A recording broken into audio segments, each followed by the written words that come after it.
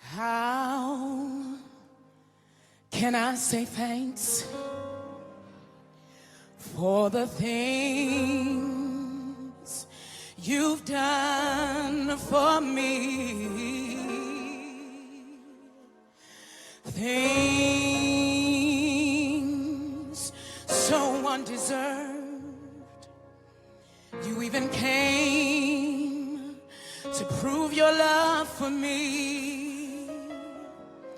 The voices of a million angels cannot express.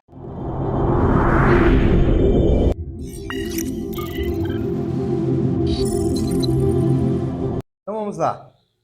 Nós tínhamos ali deixa eu ensacar a camiseta, tô parecendo um doido aqui.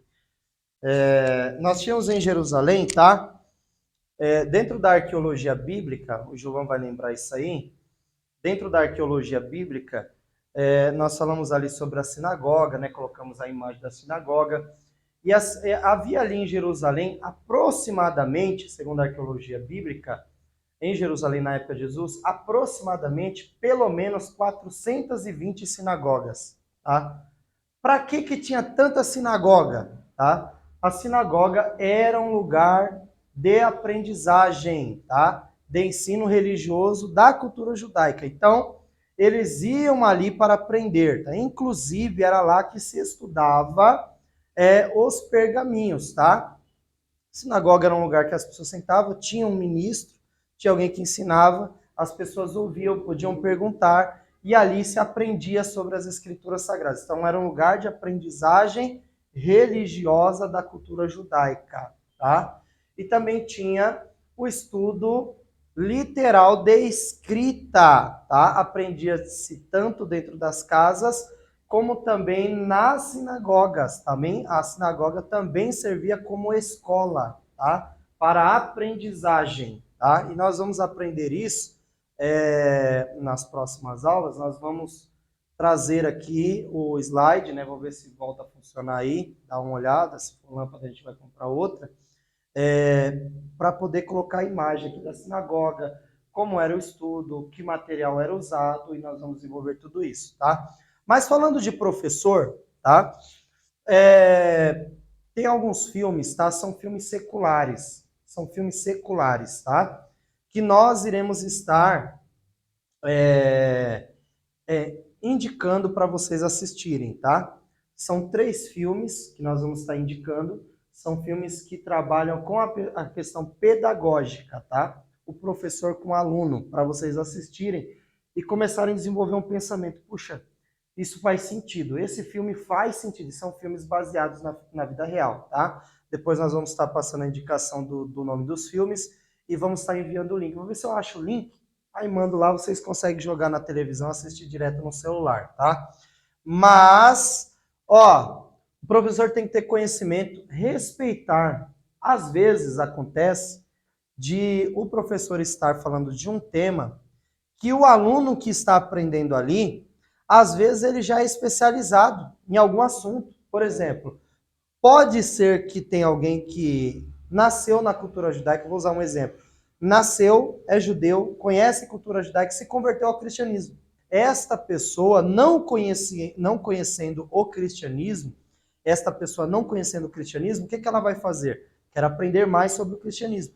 Ela vai sentar numa classe de aula para aprender. Conhece muito de cultura judaica, mas não conhece nada de cristianismo. Aí vai estudar teologia. Quando ela senta numa sala de teologia, conhece da cultura judaica. Conhece ou não? É judeu. Então, quando o professor está dando aula de teologia e ele for falar de algum assunto, vai acontecer daquele aluno saber mais do que ele, porque o aluno vive a cultura porque é judeu. Então, assim,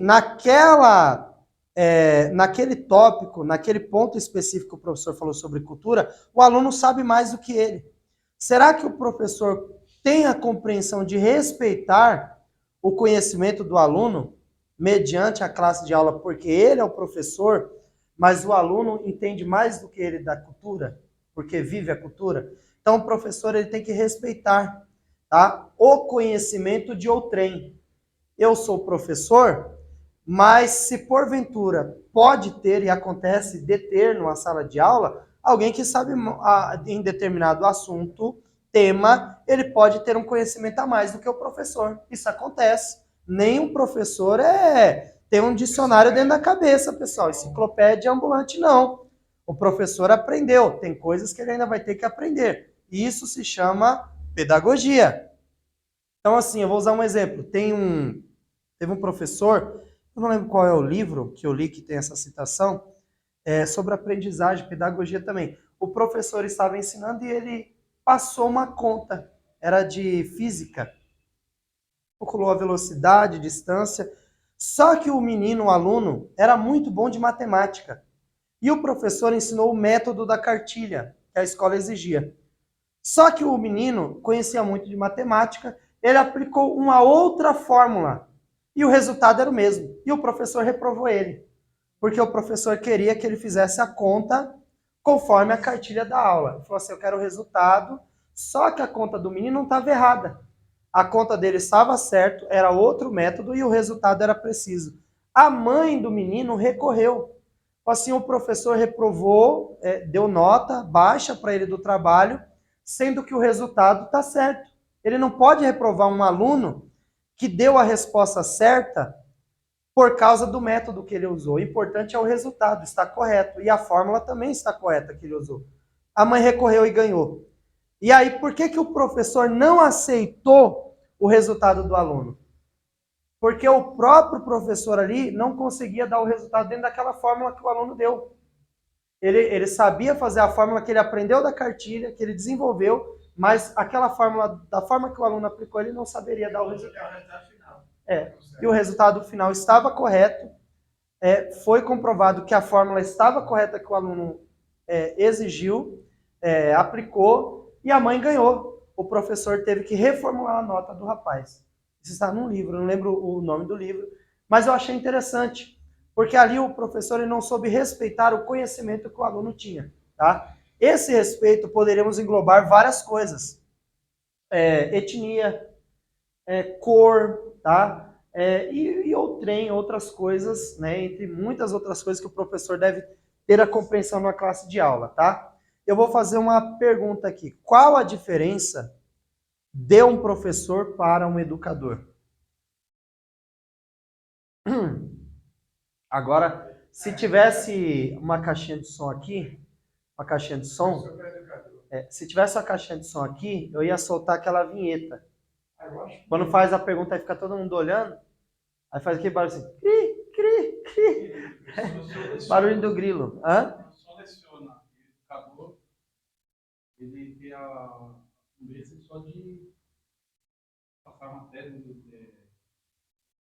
educação, não. Não, pode-se dizer que o senhor aplicou, colocou uma boa, fez uma boa colocação. O senhor fez uma boa colocação. Mas, tá? Nós vamos observar aqui, no aspecto pedagógico, o que é um professor, tá? Eu vou usar uma ilustração muito simples. Você já foi no hospital e você viu um médico lá andando para cá e para lá e você falou assim, nossa, esse médico aí não faz nada. E se você ficar seguindo ele o dia inteiro, você vai perceber que realmente ele não tem uma dedicação pro trabalho dele. Agora você já viu o médico que ele tá ali, não, pode mandar para cá, ó, você tá bem, vem cá, já atende ali, ó, fulano, ciclano, vem para sala 3. Já viu assim? Você fala, não, esse médico é dedicado, né? Nossa, como o médico daqui é bom. Você chega na sala, senta ali, e o médico olha para sua cara, você fala, ah, tô com dor aqui, aí ele olha para você, toma aqui, vai lá na farmácia e pega o remédio. Já aconteceu com você? Nem examina. Ele fala, não, já sei que você tem. Agora você já foi no médico que ele fala, o que você tem? Você fala, tô com a dor aqui, ele levanta, pega lá, mostra para mim, por favor. Tem escoriação? Tem hematoma? Aí ele põe a mão, tá doendo? Ah, tá doendo. Aí você fala, não, realmente o médico me passou um remédio, aí ele vai lá, dá uma receita para você, fala, não, realmente o cara examinou, vou pegar esse remédio. Já aconteceu com você? Essas duas experiências de você ir no médico, ele olhar para você, você fala, oxe, o cara nem me examinou. Ah, que médico é esse? Agora, diferente do médico que falou assim, não, deixa eu ver, tem escoriação, foi lá, deixa eu ver, mostra para mim, olha, aconteceu, como é que foi, como é que aconteceu isso, você explicou, aí ele vai lá, te examina, abre a boca, não sei o quê, olha no olho, não sei o quê, vai lá e passa uma receita e fala, não, o cara me examinou. Esse cara é profissional. Não é assim que você pensa? Quando você vai no médico que não te examina nem nada, já te passa a receita, você fala, esse cara aí estudou só para ganhar dinheiro. Sim ou não? Então, nós não podemos generalizar, é só uma ilustração que eu utilizei. O professor, tá? Nós temos dois tipos de professores. Vou ilustrar duas formas de se enxergar um professor. Vou colocar aqui, tá? Vou colocar aqui, ó. Profissional e o educador. Qual a diferença? A diferença é que o profissional é aquele cara que se especializou. Porque ele tinha que ter uma projeção para a vida dele, ele escolheu uma faculdade, ele fez a faculdade, a família pagou a faculdade e ele precisa daquela profissão. É a projeção dele, foi escolher determinada área para ele exercer a especialização como professor. E por causa da remuneração, a estabilidade financeira, ele sabe que sendo um professor ele vai se dar bem na vida. Tá errado? Não, ele tem que ter projeção. Porém, o foco final e principal dele é o financeiro. É o financeiro. E o educador? Qual a diferença? O profissional, ele dá aula e ele não está nem aí, ele não precisa respeitar ninguém, ele não precisa ter aquela dedicação, né? Ele às vezes não tem paciência. Já viu o professor que fica nervoso na sala de aula? Passou na televisão esses dias, né, pessoal? A professora que foi lá e bateu, né, no aluno lá, deu até polícia, né? Então não tem paciência, tá? O profissional, ele não se preocupa em incentivar. Quantos professores que chegou na sala aqui de aula, 4 anos que o Gilvan tá aí, e falou, irmão, você tem que ler esse livro. Lê esse livro, irmão. Na próxima aula, lê 10 páginas. Quantos professores fizeram isso, Gilvan? Né? Então, falta algumas coisas. E aí, pessoal, isso é um problema. Tá? O profissional, ele não exige muito, ele não tá nem aí. Você tá vindo aqui, ó, tá pagando sua mensalidade. Você já tá pagando. Eu recebo para dar aula, tem aluno aqui, não tô nem aí. Vou dar aula aqui, acabou meu horário, você vai embora, não tô nem aí. Não tenho nada a ver com a sua vida. Sua vida é sua. O que você vai fazer com o que você aprendeu aqui é problema seu. Eu não vou exigir nada de você, tá? Inclusive aceitar. Tem professores que não aceitam, tá? Muitas das vezes a condição de um aluno dentro da classe de aula. Não aceita às vezes a opinião. Ele não tem a paciência de aceitar a opinião de um aluno para poder respeitar o conceito. O aluno vai falar alguma coisa, não, eu quero falar tal. Aí você, por exemplo, quantos surge comentário? Surge quarta-feira, por exemplo, vocês têm aula de teologia, sai muito comentário, dependendo do tema, você quer falar, expor alguma coisa. O professor não aceita. Não, não sei, a sua opinião para mim não vale nada. Tem professor que é assim, ignorante. Não tem? Você já não ouviu falar de um professor que era ignorante? Tá? Então isso é por quê? Porque o cara é um profissional. Ele é um professor, mas o fim dele, o propósito final, está relacionado ao financeiro. E o educador, tá? É o professor educador. Eu falei que o profissional, o fim dele, o propósito final, é a questão financeira. É muito importante para ele. Qual a diferença? O educador, ele também precisa disso aqui, ó. O educador também precisa disso aqui. O cara vai dar aula de graça? Não, se o cara vai investir nisso aí, a projeção para a vida dele. E qual a diferença do educador para o profissional? O educador também vai receber o financeiro. Ele vai ser assalariado. Só que o educador, tá? Este educador aqui, ó, ele se preocupa com os 7 pilares, tá? Pedagógico, tá?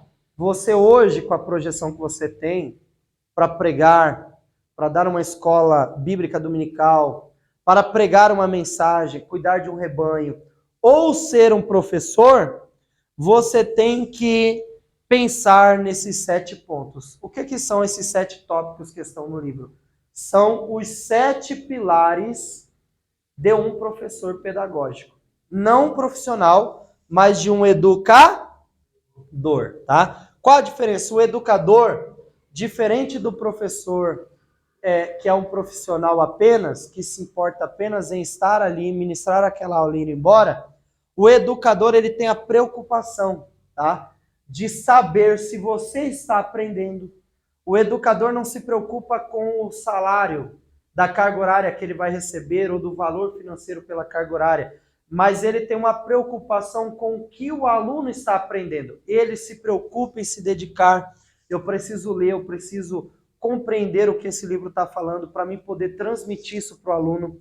O educador, ele é apaixonado por aquilo que ele ensina. Eu sou professor de teologia e eu vou falar, eu não consigo mais ficar sem ministrar aula. Não consigo.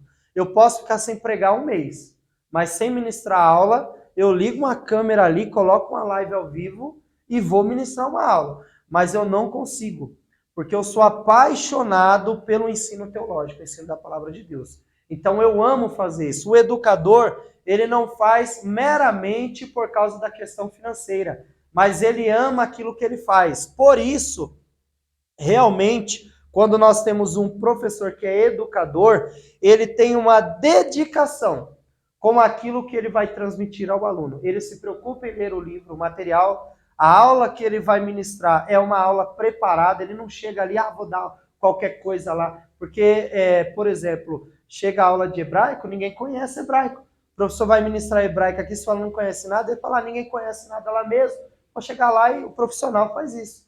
O educador não, ele fala, não, eu tenho que saber, eu já tenho esse conhecimento, eu quero transmitir, eu quero que o aluno aprenda. Ele ama o que faz, ele quer que o aluno aprenda aquilo que ele ensina, ele tem dedicação com o aluno, respeito, ele respeita o tempo de aprendizagem do conhecimento do aluno, porque nem todo aluno absorve como o outro absorve, uns absorvem menos, outros absorvem mais, outros são mais rápidos para memorizar, outros memorizam mais devagar, alguns escrevem mais rápido, outros escrevem mais devagar, e ele tem paciência, porque ele quer que o aluno, independente se é o aluno que tem mais capacidade, ou se é o aluno que tem mais dificuldade na classe, ele quer que todos que estão ali compreendam o que ele está falando. Ele quer que o aluno passe no final da matéria. Ele não, se você for reprovado, problema seu. Não, o educador, ele tem prazer em saber que no dia da avaliação final, naquela matéria você foi aprovado. Sabe por quê? Porque a sua nota vai dizer se o professor é bom ou ruim. Aconteceu aqui já algumas vezes. O professor chegou e falou assim, 4 alunos foram reprovados. Eu falei, 4? 4 alunos foram reprovados. Eu falei, então nós vamos fazer uma análise com você, porque se 4 alunos tirou nota vermelha, é porque 4 alunos não absorveu o que você estava ensinando. Então tem algum problema. Se fosse um, eu ia dizer, porque o irmão, às vezes, dá um branco na hora, acontece alguma coisa, a pessoa fica ansiosa e erra a pergunta. Confunde, às vezes tem pegadinha. Mas 4, eles não absorveram o que você ensinou. 4 alunos não conseguiu aprender. Então a sua nota vai dizer se eu, como professor, sou um bom professor. A sua nota não mostra se você foi bom ou ruim. Mostra se o professor foi bom ou ruim. Já parou para pensar nisso? Porque quando chega o dia da prova, não é verdade? Aqui o Gilvan está 4 anos sofrendo com isso. Chega o dia da prova, os alunos faltam. Chega o dia da prova, o povo fica com medo, some, desaparece. Tem uns que matam o parente, tem outros que deixam a família doente no hospital. Aleluia! Então, é importante, tá? O educador, diferente do profissional, ele é apaixonado por aquilo que ele faz, ok? Então, é essa a diferença, tá? Entre um profissional, tá? E um educador. Então, o que nós queremos alcançar? O que nós queremos alcançar ao final desta matéria? tá? Nós queremos alcançar uma projeção para sermos um professor profissional ou nós queremos alcançar uma projeção para ser um educador? E aí? Um educador, não é isso? Tá? Então isso tem que ficar gravado na mente de vocês, tá? Ah, mas nós estamos estudando teologia. E os conceitos bíblicos, tá? Relacionados à pedagogia. Nós vamos encerrar aqui com essa. Eu vou apagar aqui. Oh, meu Deus. Você tirou foto, Gilvan? Espera aí, deixa eu reescrever aqui.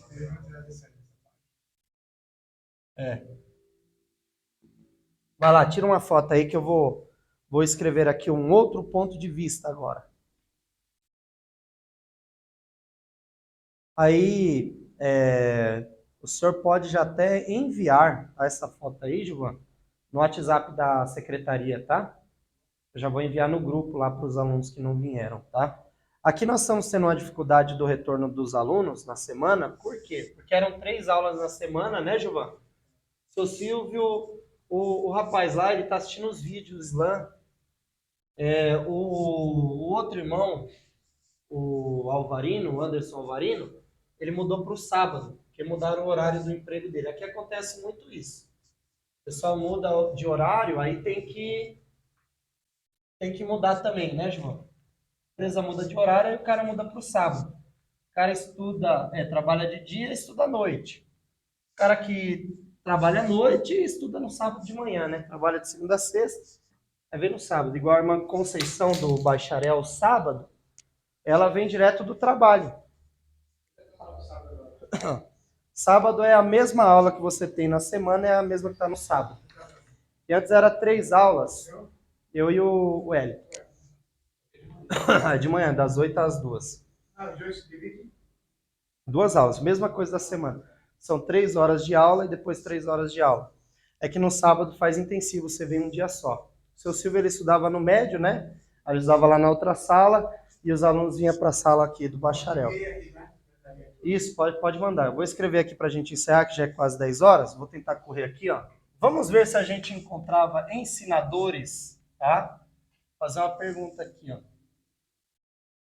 Existem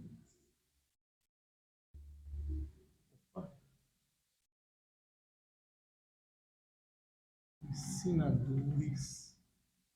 Vou abreviar NT, tá? Todas as vezes que tiver VT e NT é abreviação, tá, seu Silvio? VT, Velho Testamento, NT é Novo Testamento, tá?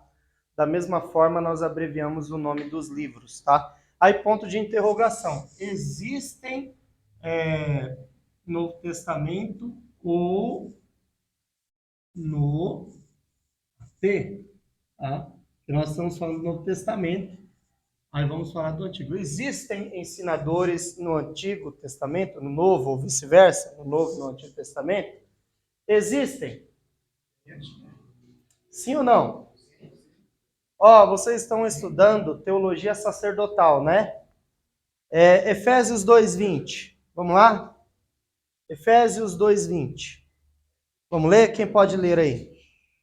Vai ficar famoso hoje. Efésios, capítulo 2, versículo de número 20. Vamos ver para sair a voz do Gilvan. Não sei onde está o outro microfone. Ah, tá carregando. Vai lá.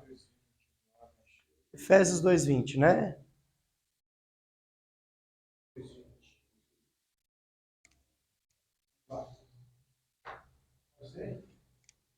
Deixa eu achar aqui para acompanhar. Pode ler. Edificado sobre o fundamento dos apóstolos e profetas, sendo ele mesmo Cristo Jesus e a pedra angular. Tá ótimo.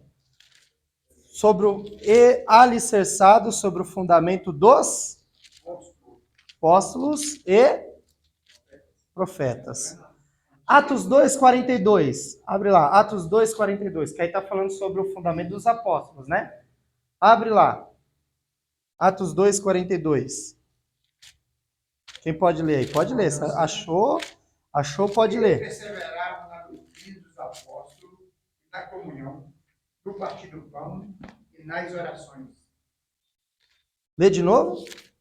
e perseveravam na doutrina dos apóstolos e na comunhão. Eles perseveravam na com Eles perseveravam na doutrina dos apóstolos. O que é doutrina? É? Ensinamento, né? Um conjunto de ensinamentos aplicados. É uma doutrina. Agora vamos para Efésios 4 e versículo 11. Vamos lá? Efésios 4:11. Bem conhecido esse aqui, né? Consagração de obreiro, vai falar de pastor. Ele mesmo concedeu uns para apóstolos, outros para Profetas. outros para evangelistas e outros para pastores e mestres. Eita glória, né? Em algumas versões está professores, tá? Olha que importante, quando se fala desse texto aqui, tá? Quando se fala desse texto, presta atenção nisso. Quando se fala de Efésios 4:11, as pessoas pensam assim, não, hoje unge-se apóstolo e tal, não tem nada, eu tenho um monte de amigo apóstolo, tá, gente? Então, para mim, tudo besteira esse negócio de título, tudo bobagem. A pessoa chega assim, pastor, não, eu sou irmão em Cristo Jesus, para mim tá ótimo, tá? E cargo eclesiástico, eu não sei, isso aí vira uma briga aí constante aí por cadeira. O bom é nós sermos servos do Senhor Jesus Cristo, né? O próprio Jesus, sendo Deus, ele disse que era servo, porque o Filho do Homem não veio para ser servido, né? Ou seja, ele não veio para ser servido, ele não veio para alguém vir aqui adorar ele, servir, não, ele veio para servir. Marcos 10:45, porque o Filho do Homem não veio para ser servido, mas para servir, ou seja, para dar a sua vida por resgate de muitos. Ele estava dizendo, eu vim servir, eu vim morrer na cruz, o próprio Jesus veio para ser servo. Né? Então, assim, é uma besteiraiada, eu digo que é uma bobalhagem aí do povo, brigar por título, né? Eu quero ser bispo, eu quero ser apóstolo. E aí vai indo, no fim, isso aí... Na verdade, tá?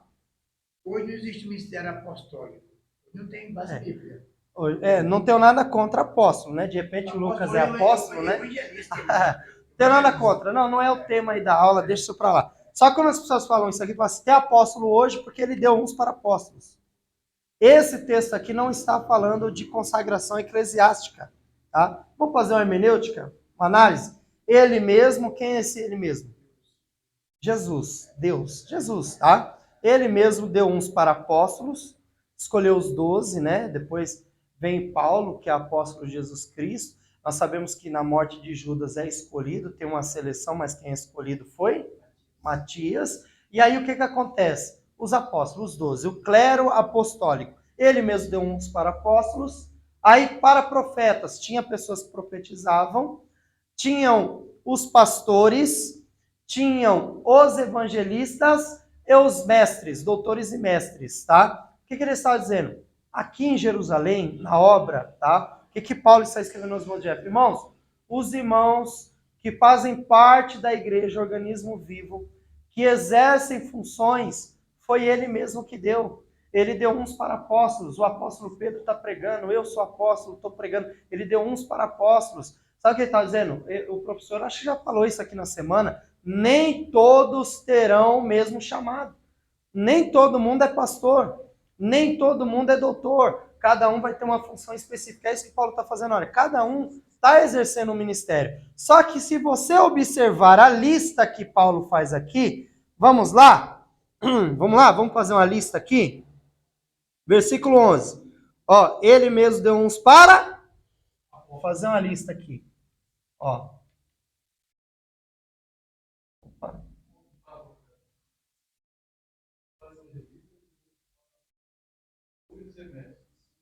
Apóstolos, profetas, né? Cadê aqui? Deixa eu ver como é que tá na minha versão. Evangelistas e outros pastores, depois doutores. Então vou pôr aqui. Evangelistas, pastores, né? Na de vocês está professores, doutores ou mestres? Na minha está doutores. Vou colocar aqui 3, tá? A versão King James, por exemplo, as versões da Nova Linguagem de hoje, vai estar professor.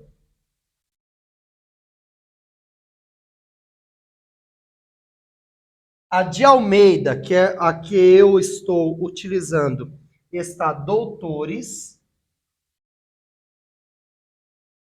Algumas versões, até dependendo da de Almeida, estará mestres. Aqui está doutores também, pastores doutores.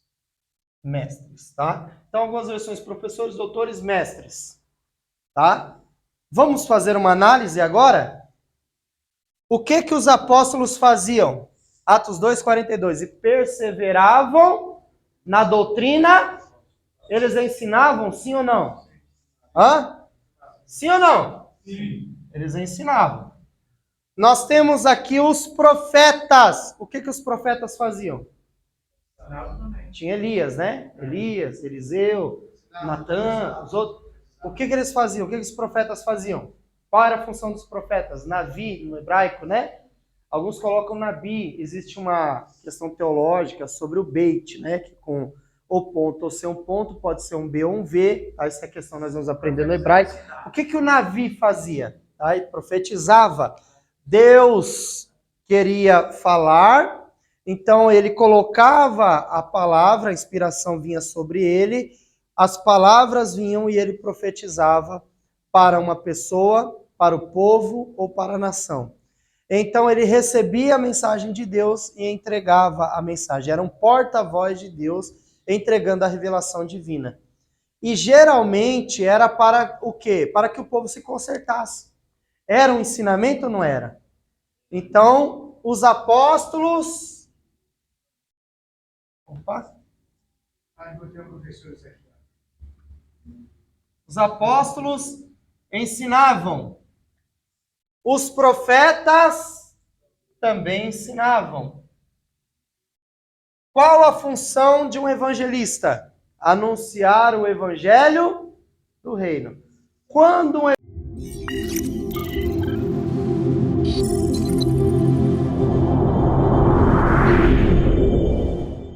How can I say thanks for the things you've done for me? Things so undeserved. You even came to prove your love for me. The voices of a million